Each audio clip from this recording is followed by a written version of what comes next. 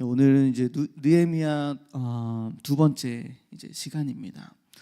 이제 느헤미야에 대한 정리들을 어제 우리 권사님께서 잘 정리를 해주셔서 저는 여기서 조금만 더 덧붙여서 정리를 해드리자면, 먼저 그 느헤미야서가 1장부터 13장까지 이렇게 있고요, 장수가.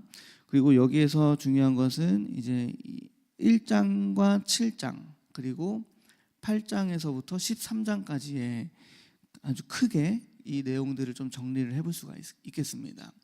그래서 먼저 1장에서 7장은 성벽을 재건하는 내용이 바로 1장에서 7장까지의 내용입니다.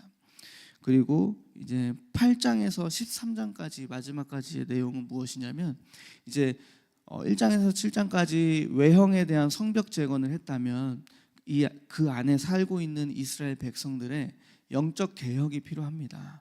그래서 이제 8장에서 13장까지는 느헤미야가 이제 에스라와 함께, 에스라와 동시대 사람이에요. 그래서 학사 에스라와 함께 이 이스라엘 백성의 영적 개혁을 이끌어가는 그 내용이 이제 8장에서 13장까지의 내용으로 나옵니다. 그래서 그 가운데서 이제 영적 개혁에 가장 중요했던 어떤 모습들을 보면은 학사 에스라가 이스라엘 백성 앞에서 큰 어떤 강당 같은데 이제 올라가서 율법을 낭독하는 장면들이 나옵니다. 그래서 율법을 낭독하고, 그리고 13명의 레위인들이 못 알아듣는 그 백성들 사이사이 들어가서 이제 이 말씀을 해석해 주는 거예요. 낭독되어지는, 강론되어지는 이 말씀을 그 사이사이 백성들 못 알아듣고 있는 가운데서 이것을 해석해서 뜻을 이해하게, 그래서 들을 때 다시 이거는 이 말씀이다, 이거는 저 말씀, 이것은 또 이러한 말씀이다 라는 어떤 해석하는 그 가운데서 백성들이 또 이제 그 에스라가 읽는 그 말씀에 낭독되어지는 그 말씀에 은혜를 받아서 회개가 일어나는 이런 영적 개혁의 시간들이 이제 8장에서부터 이렇게 나옵니다. 그런데 이제 13장에서는 마지막 절에서는 느헤미야가 1차 이 총독으로 부임한, 지금 이제 유다 성읍을 재건하는 총독으로 아닥사스다 왕이, 페르시아 왕이 임명을 해가지고 왔거든요. 그래서 그가 이제 와서 1차 임기가 있었고, 그리고 중간에 갑니다. 다시 바벨론으로 가요, 이 느헤미야가. 그리고 12년 동안 1차 임기를 마치고 이제 다시 바벨론으로 돌아갔는데, 그러고서 다시 돌아오거든요. 그게 이제 13장의 내용인데, 돌아와 보니까 그때 개혁을 일으켰던 그 모든 상황들이 다시 엉망이 된 거예요. 그래가지고 이제 그 재개혁 13장에 이르러서 느헤미야가 다시 그 회복하는 그 장면이 이제 그 13장에서 나오고, 그렇게 느헤미야서가 이제 마무리가 됩니다. 그래서 이제 느헤미라는 사람은 그 페르시아 왕의 술 관원이었습니다. 술 맡은 관원. 그래서 왕이 술을 마시기 전에 먼저 이제 이 포도주의 술의 그 맛이 어떠한지, 그리고 그 독이 들었는지 아닌지, 그래서 이제 이런 것들을 맡은 술 관원이었는데, 그가 이제 1장과 2장의 내용은 그겁니다. 어느 날 그의 형제에게 유다 성읍이 다 무너졌다는 말을 들은 거예요. 그래서 이제 그가 수심에 가득 차서 기도가, 하나님 앞에, 1장의 내용은 이제 기도를 했던 내용이고, 2장에서는 실제로 그가 술 맡은 관원이 이제 아닥사스다 왕 옆에서 술을 이제 따라주는데, 그 얼굴이 그동안과 다른 거죠. 수심이 가득한 거예요. 엄청 얼마나 그 마음에 그 정도로 사실 어떻게 보면 바벨론의 그 왕궁에서 생활하는 그 느헤미야가 그 먼 땅 유다 땅이 무너졌다는 소식을 듣고 거기서 수심이 가득한, 왜 그는 그렇게 그 정도까지의 마음이 있었을까? 그냥 본인의 수준 안에서 그냥 왕궁에서 이렇게 그냥 왕궁 생활을 잘 하면서 그렇구나, 무너졌구나, 참 안타깝네 라고 할 수 있는 수준이었는데, 그 수준이 아니었던 거죠. 이 느헤미야는 이 유다를 향한, 민족을 향한, 또 나라를 향한 정말 하나님 안에서 그 모든 그 본인의 어떤 그 사명과 소명이 있었던 것 같아요, 그 안에. 그래서 내가 저 성읍을 다시 재건하고 싶다라는 어떤 이런 소망, 그 부분들이 이제 느헤미야가 그 자신의 사명과 소명이 거기 안에서 이제 발견이 되고, 그런데 지금 자신의 위치에서는 지금 갈 수 없는 그런 상황들. 그러니까 또 수심이 막 가득하니까 왕이 물어봅니다. 어찌하여 너 얼굴에 낯빛이 이렇게 어두워졌느냐, 수심이 있느냐. 이거는 필연 너의 마음에 지금 뭔가가 근심이 있어서 지금 그런 건데 한번 이야기해봐라 라고 해가지고 이제 느헤미야가 말을 합니다. 우리 조상들의 묘실이 다 무너졌고 우리 성문이 다 불타서 다 없어졌습니다. 그러니까 이제 이해하는 거예요. 아닥사스다 왕이 그 마음을, 그렇게 이야기했던 그 느헤미야의 마음을 이해를 하고, 그러면은 이제 그렇구나, 그래서 수심이 가득하구나 하고 끝낼 수 있었는데 이 아닥사스다 왕이 한 번 더 물어봅니다. 그러면 너가 무엇을 하기를 원하냐. 그러니까 느헤미야가 이제 그때 딱 정신이 드는 거죠. 그래서 하나님께 딱 이렇게 물으니까 이거를 어떤 느헤미야 안에서 하나님과 관계 속에서 저도 이게 여기서 뭔가 하나님의 사인으로 지금 느헤미야가 받은 거예요. 그래서 어떻게 하죠? 하늘의 하나님께 묵도하고, 묵도하고. 그래서 그게 이제 4절에 나옵니다. 딱 그 왕이 물으니까 하늘의 하나님께 묵도하고, 그 잠깐 순간에 이제 느헤미야가 기도를 한 거죠. 하나님 앞에 어떻게 말을 해야 될지, 어떻게 알아야 할지. 그리고 혹은 저는 이제 이런 생각도 했습니다. 이미 느헤미야에게는 어떤 이런 상황들을 향한 뭐랄까요, 대비된 계획들이 있었던 것 같아요, 느헤미야에게. 그래서 그가 왕이 이렇게 물어보네. 그럼 내가 이제 이렇게 해가지고 이런 계획들을 좀 가지고 있었던 것 같아요, 느헤미야가 나름대로 하나님 앞에서.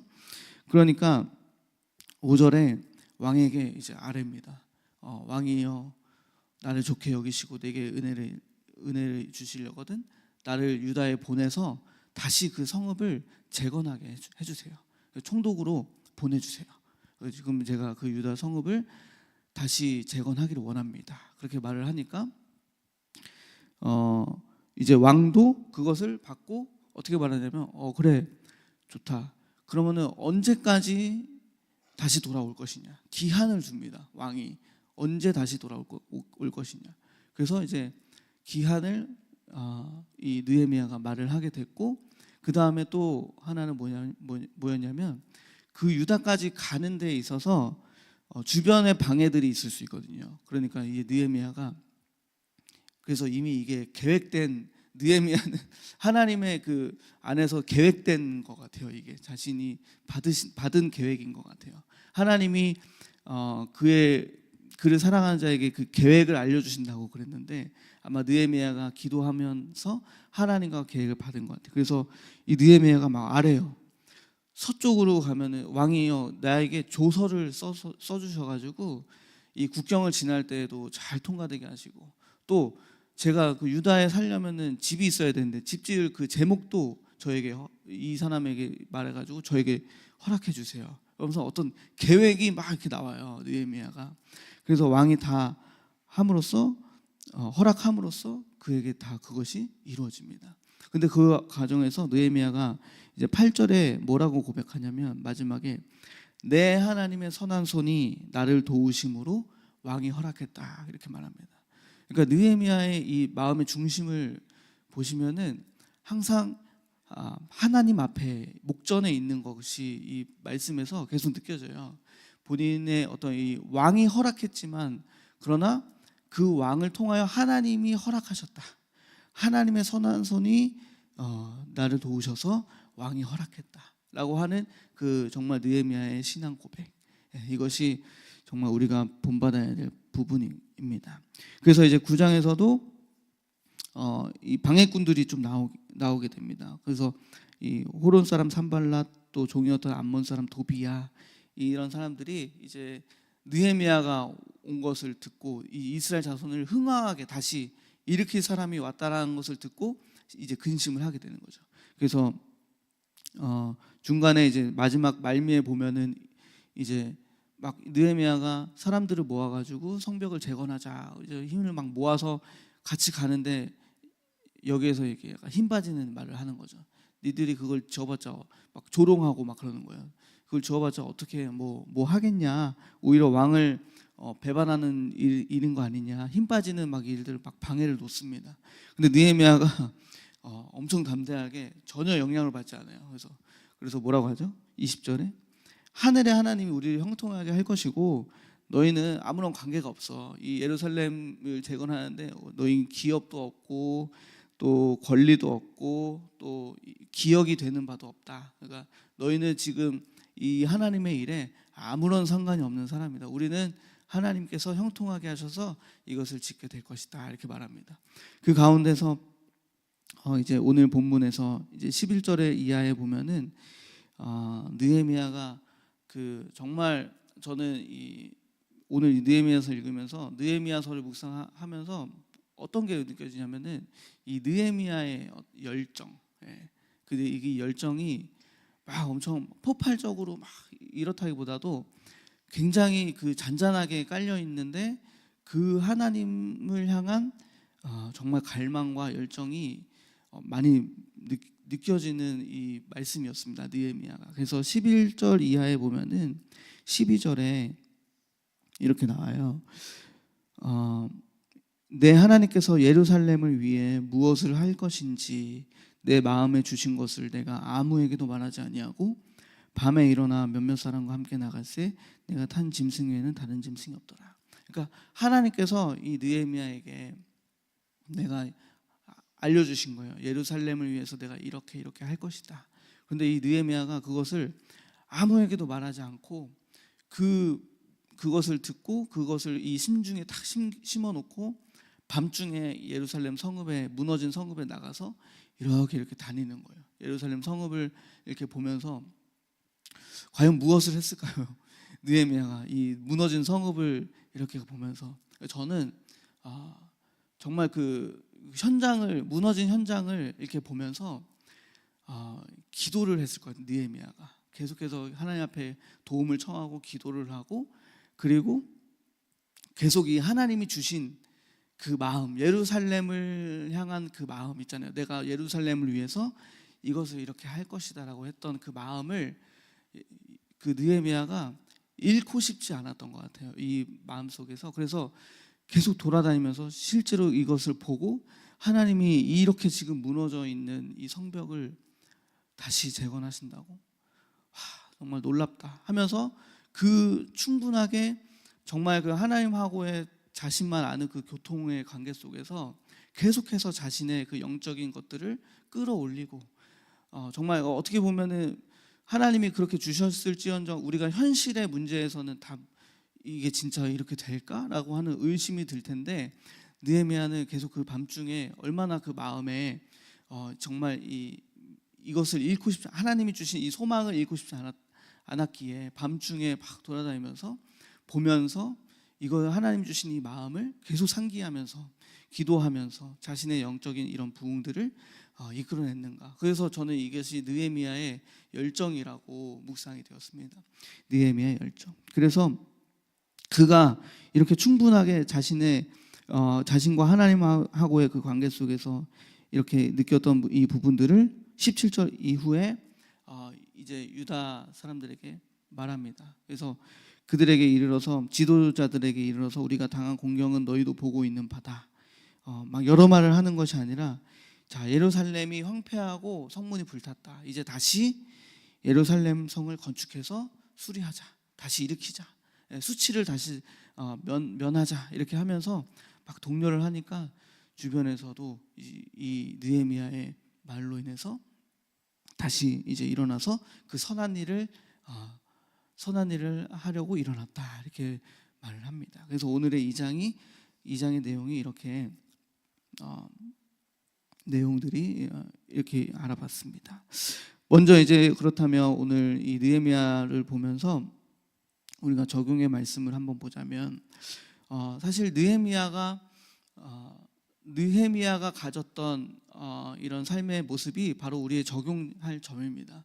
우리가 어떤 하나님의 일을 함에 있어서 나는 과연 어떠한 마음을 품고 지금 이 신앙생활을 하고 있는가. 느헤미야는 사실 어떻게 보면 제사장 가문도 아니고 그냥 평신도라고 볼 수 있어요. 근데 평신도인데 굉장히 높은 직위에 올랐던 술 맡은 관원장으로서 높은 직위에 있었던 사람인 것이죠. 근데 그가 그 왕궁에서의 그 직위를 다 포기하고 어떻게 보면은 험한 곳으로 그냥 발령해서 되게 힘든 일을 하는 거거든요. 어떻게 보면 저희 현세에 이런 것들을 좀 적용을 해보자면은 높은 자리에 있는 어떤 사람이 그 자리를 내려놓고 시골에 어디 막 험악한 섬에 들어가서 아무것도 없는 곳에 또 혹은 무너진 곳에 다시 이제 그것을 일으키고 재건해야 되는 그런 일들을 도맡아서 이제 본인이 책임지는 그 자리로 가서 하겠다 하고서 이제 발령이 된 거예요. 그러니까 우리는 이렇게 볼 때 어떻게 이 사람에게 이제 그런 마음이 이 느헤미야에게 있을 수 있었을까라고 할 때 저는 느헤미야가 첫 번째 적용의 점 무엇이냐면 느헤미야가 기도하는 사람이었다라는 것을 우리가 적용을 반드시 해야 됩니다. 느헤미야서에 보면은 계속해서 느헤미야가 기도하는 장면들이 나옵니다. 그러니까 이 모든 그 마음들 이 유다의 무너진 이 유다 성읍을 바라보는 그 마음 가운데서 그가 무너졌구나 하고 끝나는 게 아니라 그것을 수심으로 가득하면서 정말 그 기도함으로 애통하는 심정을 가지고 하나님 어찌하여 이 지금 이런 일이 벌어졌고 그럼 제가 어떻게 앞으로 이것을 회복하기 위해서 어떻게 해야 됩니까? 라고 하는 그 기도의 작업들 정말 우리도 우리 삶에서 벌어지는 여러 가지 일들 있잖아요. 교회 안에서의 뭐 여러 가지 이슈들도 있고 그리고 또 가정에서도 있으실 거고 그리고 또 사회 전반적으로 우리 대한민국 또 시흥 땅 이런 대한민국 땅에서 또 세계적으로 벌어지는 일들을 보고서 그저 그냥 그거지 나와는 아무런 뭐 이런 상관이 없는 그것이 아니라 정말 이 느헤미야는 그것을 보더라도 하나님 중심으로 그것을 이끌고 와서 어찌하여 이 나라가 어찌하여 이 대한민국 땅이 이런 어떤 애통한 심령을 가지고 그 재건과 갱신과 회복을 위하여 그 느헤미야가 본인의 자리에서 기도하면서 자기의 자리를 해야 할 것을 찾아갔다라는 것을 이렇게 보게 될 수 있습니다. 그래서 하나님의 마음에 봐서도 이 느헤미야가 정말 어떻게 보일까요?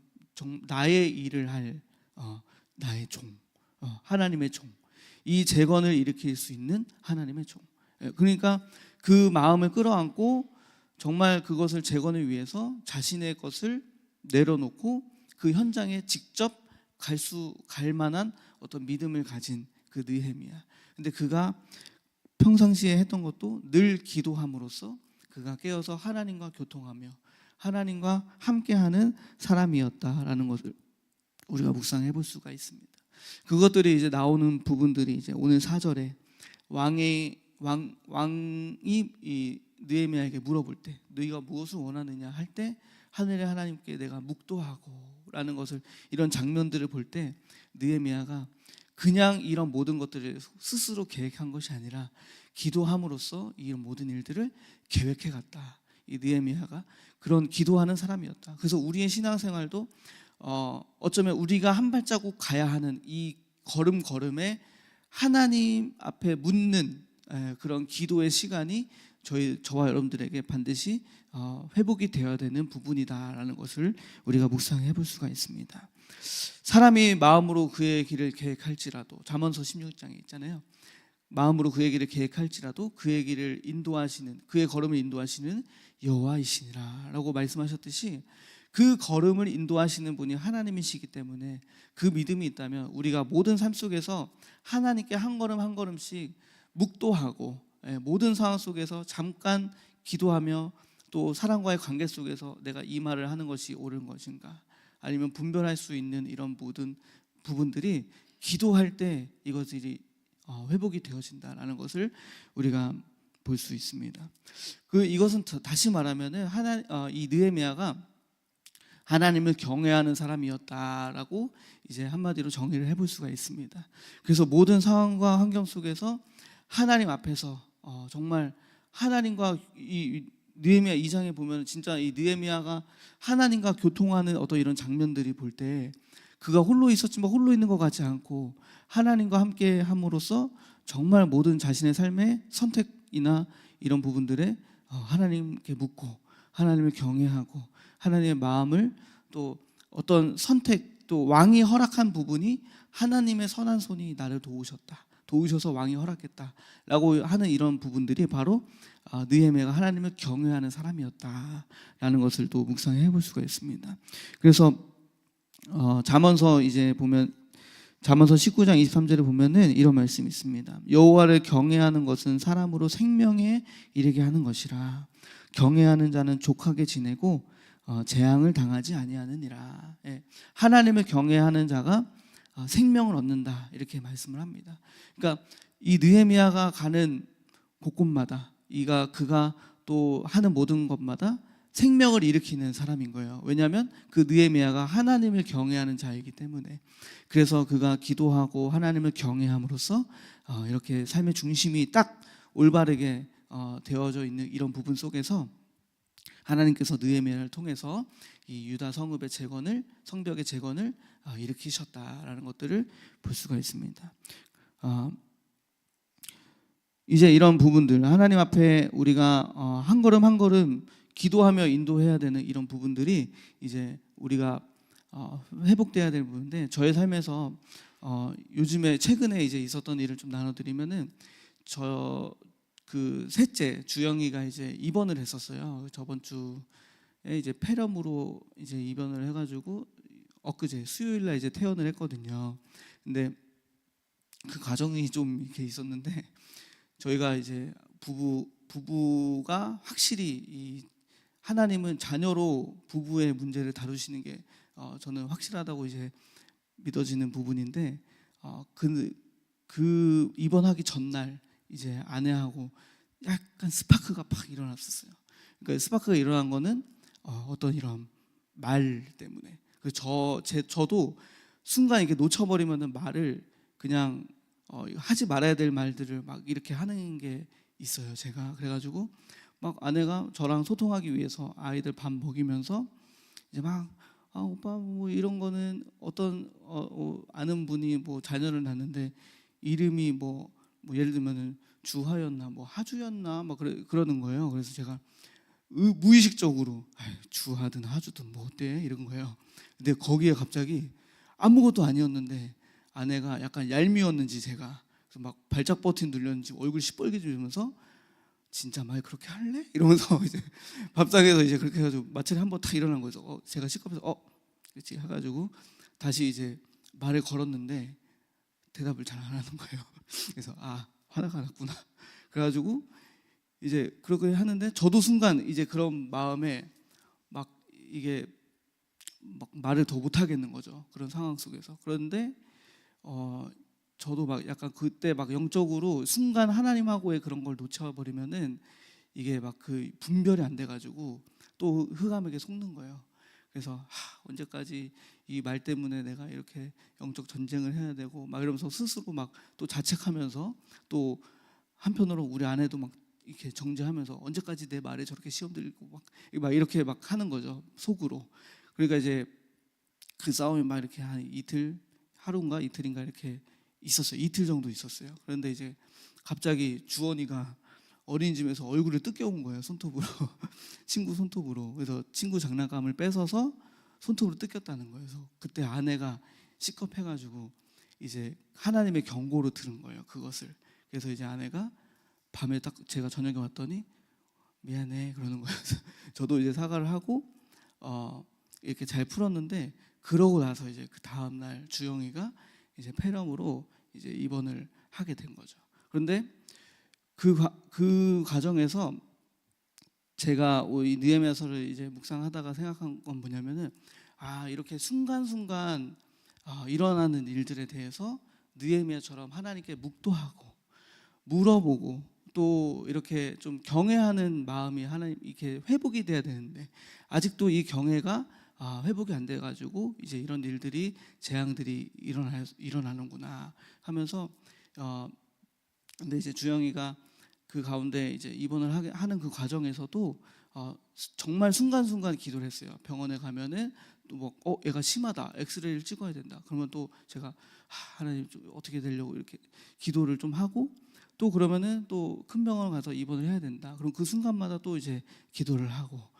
그렇게 되니까 주영이가 입원하는 그 기간 동안에 좀 처음에 입원할 때는 되게 심각하게 의사분들이 말씀하시더라고요. 신생아기 때문에. 그리고 이제 신종 바이러스라 가지고 RSV 바이러스인가 그거여가지고 치료제도 없고 그냥 증상만 완화시켜야 되는 그거가 이제 걸린 거죠. 그래가지고 지켜봐야 된다. 신생아라서 2달밖에 안 돼서 어떻게 될지 지켜봐야 된다. 지금 증상이 호전돼도 퇴원시키면은 또 이제 악화될 수 있기 때문에 지켜봐야 된다. 이제 그런 말을 한 거죠. 그래서 제가 계속 이제 병원에 왔다 갔다 하면서 주영이 폐영 소원 얻고 기도해주고, 그리고 이제 그렇게 하니까 아름사모도 그 병원에 있는 동안에 이제 그 경외함이 좀 들어와가지고 오빠 이거 좀 갖다 주세요 하면서 이제 말투가 되게 막 부드러워지더라고, 상냥해지고. 그래서 신기하네요.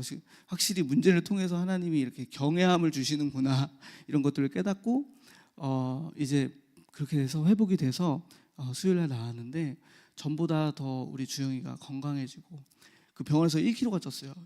5kg에서 6kg 이렇게 해가지고 나와가지고 막 통통하게 나와서 정말 의사분들도 하루하루 달라졌다 애가.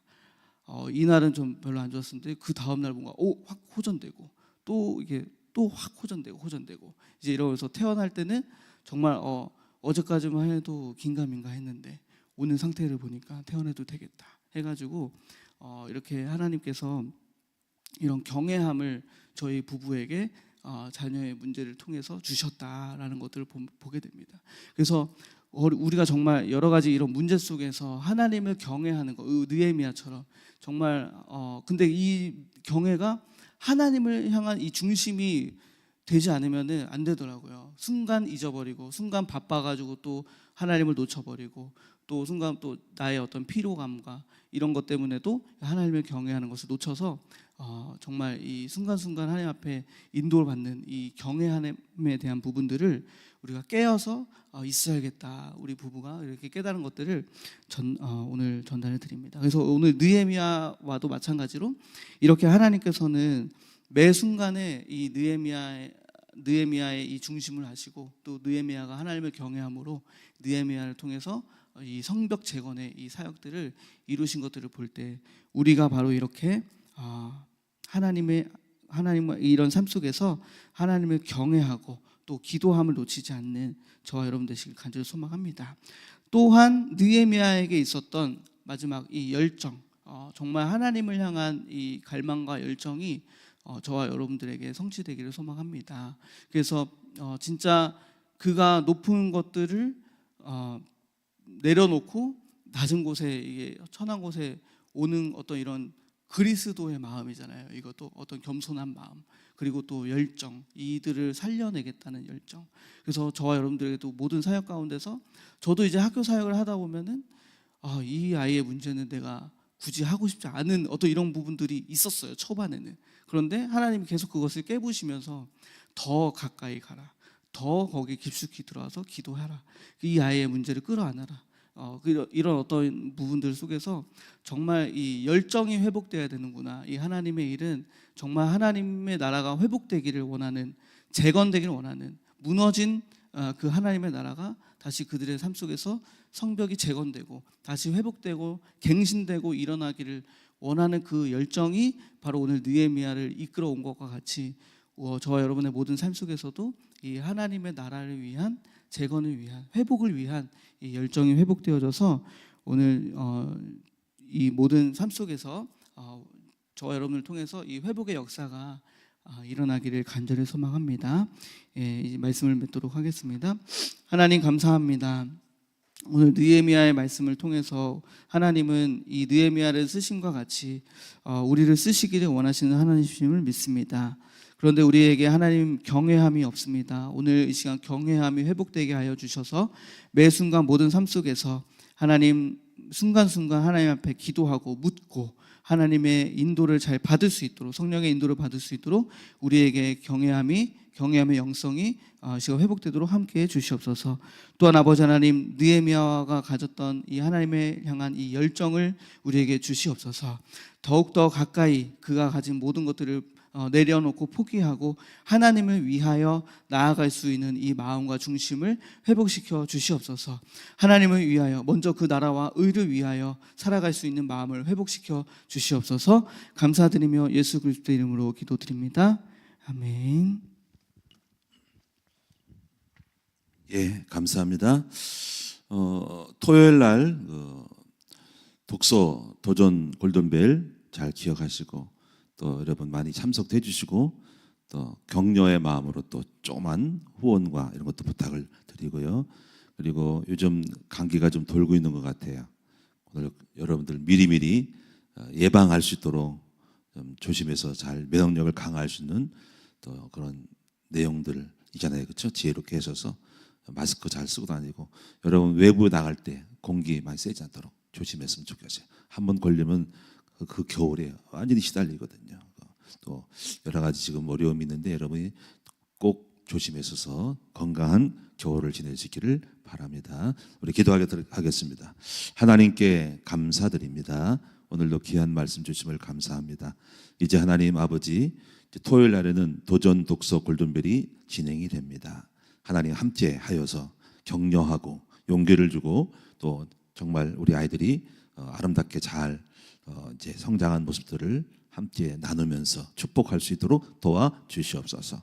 또 하나님 아버지, 이제 초겨울 또 급작스러운 날씨 변화로 인하여 또 기침 환자들과 콧물 또 감기 걸리는 부분이 많이 노출되어 있습니다. 아버지, 오늘 우리가 조심해서 이제 마스크도 잘 쓰고 다니고 그리고 또 면역력을 강화하여 외부의 세력이 온다 할지라도 다 물리칠 수 있는 그러한 조치를 할 수 있도록 깨워서 있게 하여 주시옵소서. 올겨울에 우리 성도들이 아프지 않도록 만들어 주시고 또 연말 또 재직 공천도 있고요. 또 총회도 있고요. 여러 가지 많은 회의가 있습니다. 모든 일정들을 잘 짜서 연말 또 성탄절 또 송구영심 잘 지내고 새해를 맞이할 수 있도록 이제부터 철저한 준비를 잘하도록 도와주시옵소서. 오늘 우리가 마음에 소망을 가지고 낙심한 일이 있다라도 감사로 바꿀 수 있는 믿음의 사람들이 되게 하여 주옵소서. 또 특별히 이제 수능 보고 수시로 들어간 우리 학생들이 이제 여러 가지로 대학을 입학하고 들어가는 준비를 합니다.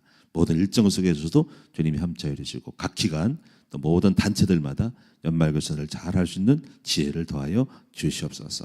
감사드리며 오늘 예물 드린 종들에게도 하나님이 큰 복을 주시고 아버지 기도의 제목들을 응답하여 주시고 역사하여 주옵소서. 우리 주 예수 그리스도의 이름으로 감사하며 간절히 기도드리옵나이다. 아멘. 하늘에 계신